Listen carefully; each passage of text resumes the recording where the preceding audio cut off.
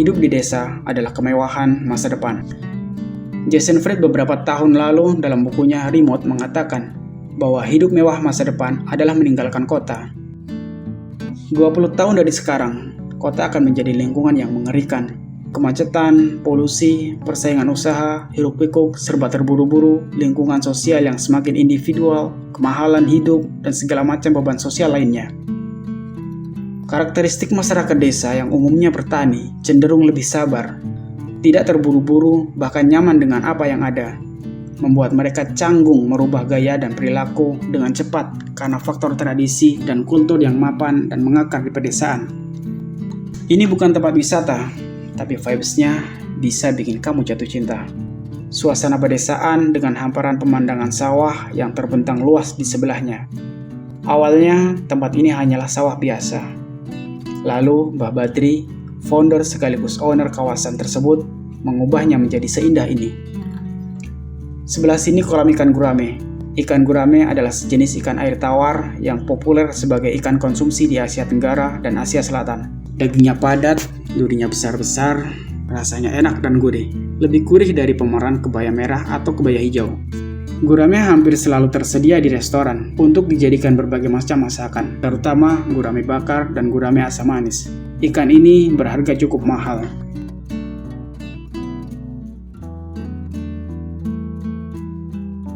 Di sebelahnya ditanami pohon talas. Tujuan utamanya adalah diambil daunnya sebagai pakan alternatif untuk gurame. Talasnya sendiri bisa dikonsumsi sambil nunggu guramenya gede. Selain daun talas, gurame juga lahap memakan daun singkong, daun ubi, kangkung, dan lain sebagainya. Aliran sungai di sini terbilang tidak stabil, sering banjir ketika curah hujan tinggi, menjadi kering saat kemarau panjang melanda. Sama seperti kamu, tanpa kehadirannya, kering, keronta, merana, nelangsa. Rumput Jepang sengaja ditanam di sekitaran tanggul ini supaya bebas dari longsor saat diguyur hujan bertubi-tubi. Pohon kelapa juga ditanam di sini.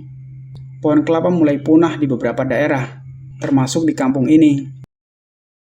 Dengan menanam pohon kelapa, setidaknya anak cucu kita bisa merasakan segarnya air kelapa asli langsung dari pohonnya.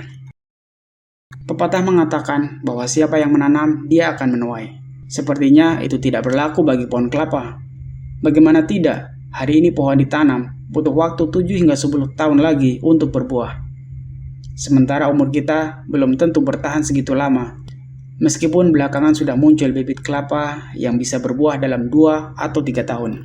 Tapi yang lebih penting bukanlah sekedar memetik buahnya. Melainkan dengan menanam pohon, kita sudah menjalankan perintah Nabi. Beliau menganjurkan umatnya untuk menanam pohon, meskipun besok kiamat tiba.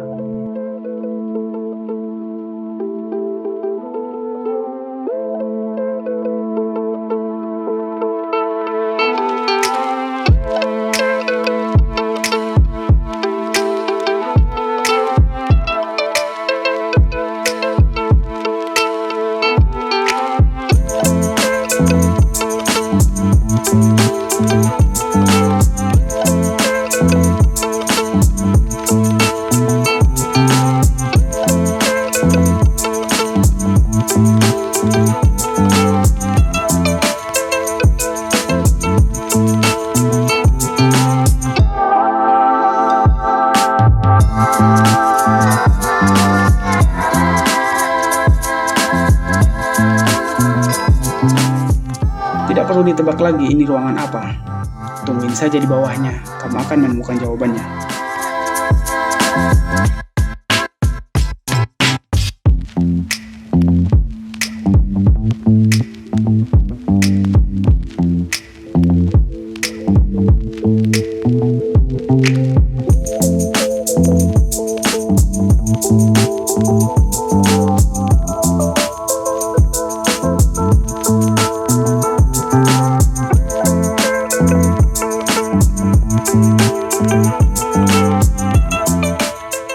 Kita lanjut ke kampung sebelah ya.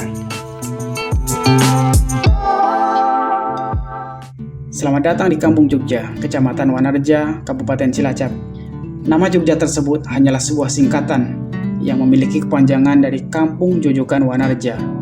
Konon, dulunya daerah ini merupakan perkebunan milik warga sekitar dan masuk ke wilayah RW 5 di Dusun Wanareja, Desa Wanareja. Namun, seiring perjalanan waktu, kebun-kebun tersebut lambat laun akhirnya jadi banyak didirikan rumah-rumah oleh pemiliknya. Dan akhirnya, sudah semakin banyak penduduknya, maka mekarlah menjadi RW 17, melanjutkan urutan dari RW 16 yang lokasinya berada di Kampung Cilaca, Dusun Cibungur, Desa Wanareja. Letak RW 17 atau lebih dikenal dengan Kampung Jogja tersebut paling ujung selatan di Desa Wanareja, yang berbatasan langsung dengan Desa Sidamulya yang masih satu kecamatan.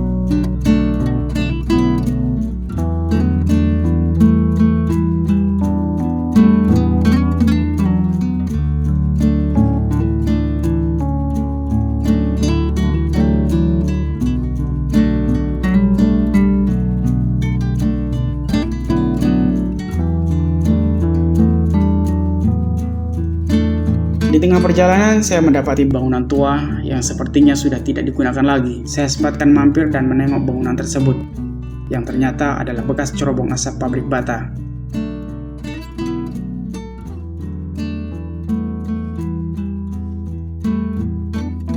Bangunan dengan bata berwarna kuning kemerah-merahan ini masih kokoh, tidak seperti mental anak zaman sekarang, rapuh, lusuh, stres, frustasi, bahkan depresi, terutama kaum rebahan yang sedang menghadapi quarter life crisis.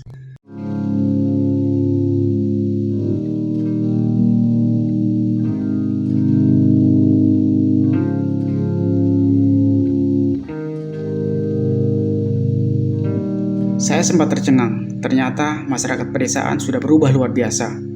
Mulai dari selera terhadap desain bangunan, pola pikir, serta wawasan pun mengalami perubahan yang sangat berarti. Mungkin karena fasilitas internet dan televisi telah masuk ke dalam kehidupan masyarakat pedesaan yang tak beda dengan masyarakat kota. Kini sejumlah orang berpunya mulai menggeser tempat tinggalnya ke desa. Mereka ada dari kalangan artis, pengusaha, pensiunan jenderal, polisi, dan pejabat negara. Bahkan lebih ekstrim lagi, ada yang memilih mendekat ke bibir hutan dan kaki gunung setelah mereka membuka lebar jendela pikirannya.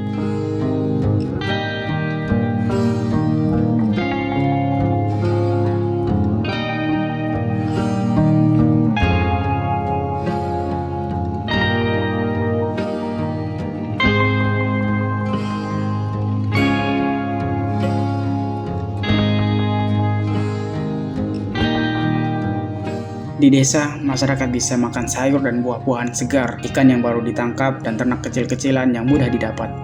Bersamaan dengan itu, kesempatan mendekat dengan kehidupan yang makin religius dan soleh makin terbuka dengan waktu yang semakin banyak.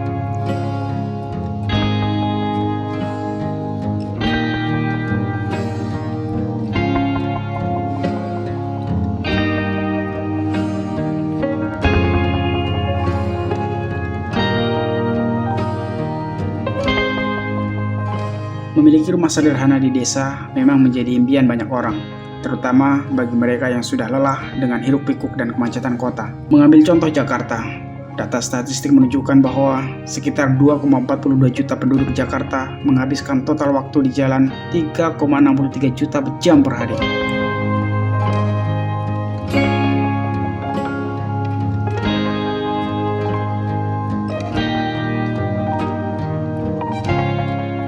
Kehidupan di kota yang terus bergerak dinamis makin terasa memaksa kehidupan manusia berubah menjadi non-alam. Manusia dipaksa bersahabat dengan kehidupan baru yang membangun ketegangan saraf bila ingin tetap eksis sebagai warga metropolitan. Manusia tidak lagi menjadi dirinya yang asli yang sebenarnya, tapi memaksa untuk berubah agar sesuai dengan irama kota yang menjauhkan diri dari nilai-nilai dasar kemanusiaan.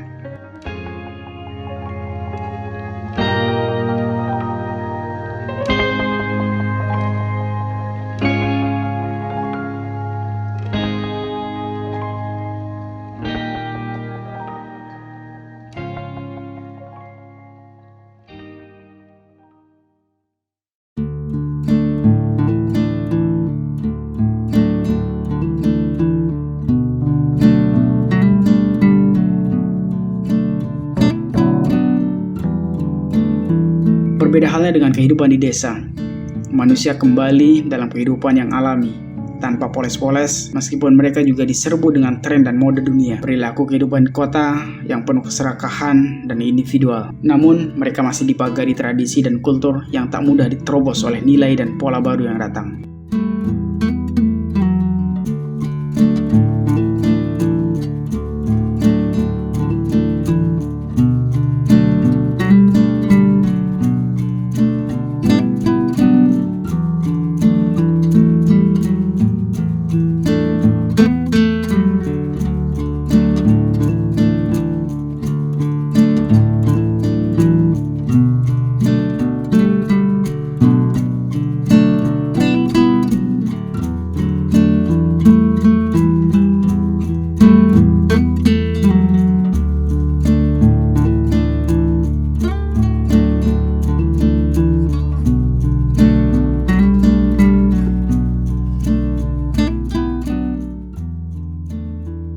Terlihat pohon jati tumbuh subur di kampung ini.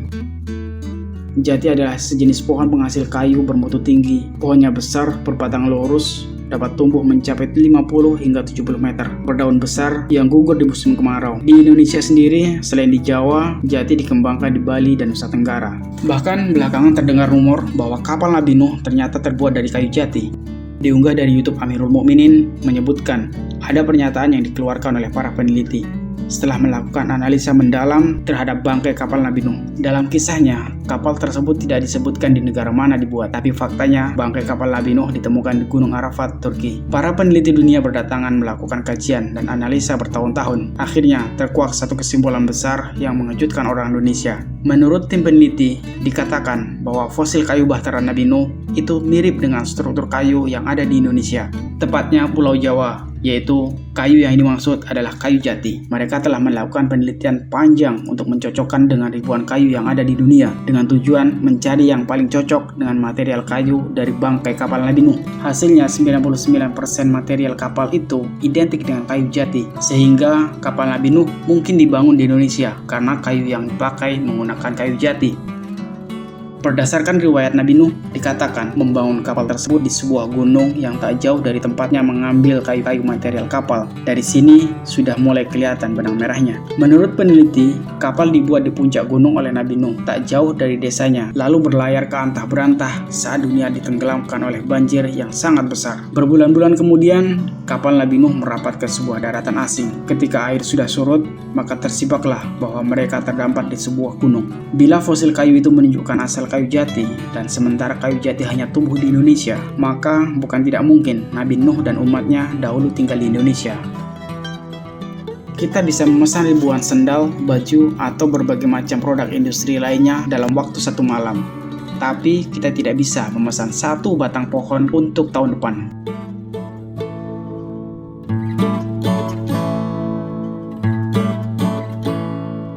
Dengan berbagai fasilitas dan kemudahan yang dimiliki kota, apalagi kota-kota besar, maka saat itu hidup dan tinggal di kota adalah suatu kebanggaan, status, dan prestis. Apakah kemudian desa akan berubah? Itu pasti, pelan-pelan masyarakat desa akan merayap. Perkembangan ilmu pengetahuan dan teknologi yang disediakan oleh jaringan komunikasi yang makin luas, masyarakat desa akan bisa berkomunikasi kemana saja dan kapan saja. Desa akan menjadi pusat produksi barang-barang tertentu, yang biayanya lebih murah, karena harga lahan yang relatif murah. Keadaan ini akan menarik beberapa pengusaha yang berbasis pertanian untuk menggeser usahanya dan hidup di pedesaan, sambil menikmati keramah tamahan, kebersamaan dan kesederhanaan, ketenangan dan kenyamanan yang semakin sulit dijumpai di kota. Mereka bisa memiliki kamar sekelas hotel bintang 5 di rumahnya, nyaman serta asri sambil menghirup udara yang segar, air yang banyak dan jauh dari polusi.